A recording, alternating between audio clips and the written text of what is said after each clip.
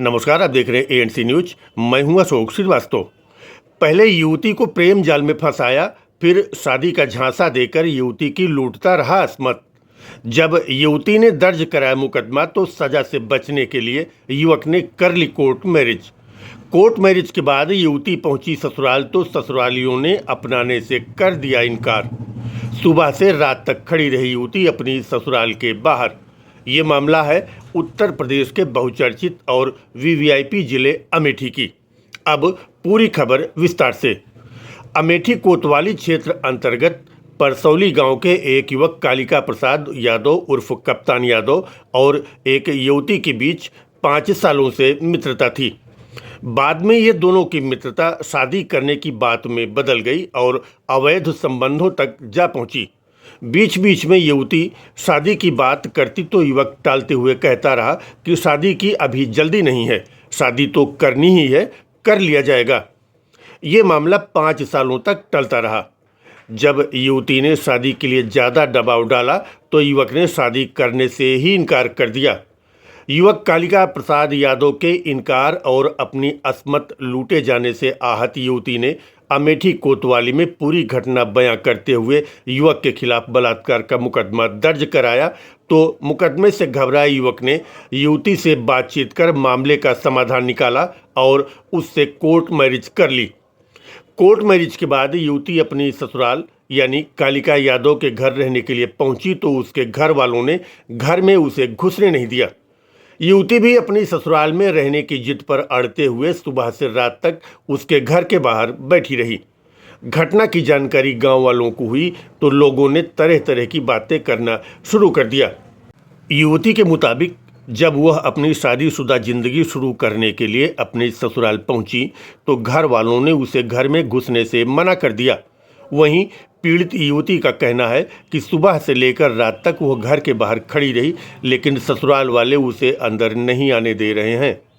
युवती ने बताया कि युवक कालिका ने उसे पहले प्यार का झांसा दिया और फिर शादी का वायदा किया, लेकिन अब वह अपनी जिम्मेदारी से भाग रहा है। उसने कोर्ट मैरिज तो कर लिया, लेकिन अब उसे अपने घर में घुसने नहीं दिया जा रहा है। वहीं युवती के ससुराल वाले कैमरे के सामने कुछ भी बोलने से इनकार करते रहे। यह घटना न केवल इस युवती के लिए एक दर्दनाक अनुभव बन गई है, बल्कि यह एक बड़ा सवाल भी खड़ा करती है कि आखिरकार ऐसे मामलों में महिलाओं को न्याय कब मिलेगा। अमेठी के परसौली गांव में एक लड़की की जिंदगी में आई यह मुश्किलें न सिर्फ उसकी व्यक्तिगत तकलीफ है, बल्कि यह समाज में महिलाओं के अधिकारों और सुरक्षा को लेकर भी गंभीर सवाल उठाती है।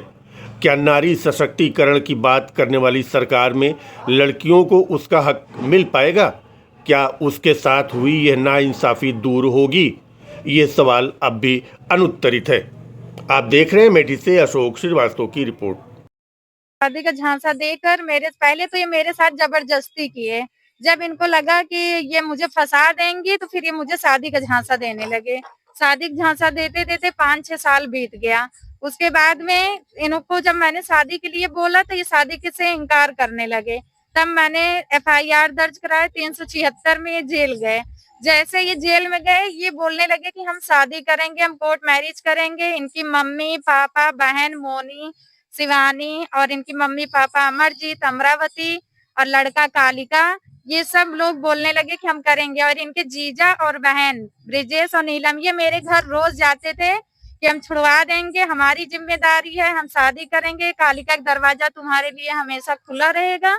और अब जब उन्होंने छुड़वा लिया तो वो साइड हो गए। और यहाँ मैं आज कोर्ट मैरिज होने के 1 साल बाद मतलब कई बार आई, लेकिन ये लोग मुझे घर में घुसने नहीं दिए। उसके बाद आज मैं आई तो फिर आज भी वही किए और घर में छिपे रहते हैं, कहीं बाग में भाग जाते हैं, कहीं खेत में भाग जाते हैं।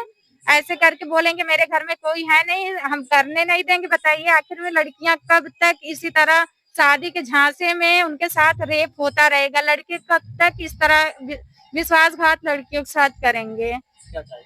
हम चाहते हैं मेरी कोर्ट मैरिज हुई है तो मुझे उनके घर में रहना है, मुझे उनके घर में रहना है, चाहे वो हमसे कोई मतलब रखे ना रखे, मेरा हक चाहिए, हमें उनके घर में रहना है। ये सोचते हैं ये पढ़ने नहीं जाते, ये कोचिंग जाते हैं, सेंटर जाते हैं, लड़कियां फंसाने जाएंगे। मम्मी हम कोचिंग जा रहे हैं, वहां जाके लड़कियां फंसाएंगे, लड़कियां फंसा लेंगे, 1 साल 2 साल यूज करेंगे, छोड़ देंगे। इसी तरह करके बहुत सारी लड़कियों के साथ इसने किया, वही इसका पेशा था पुराना, वही इसने मेरे साथ भी किया। लेकिन मेरे साथ इनका नहीं चल पाया। मुख्यमंत्री जी से और शासन शासन से क्या? मुख्यमंत्री शासन प्रशासन मेरी अभी कोई हेल्प नहीं कर रही है।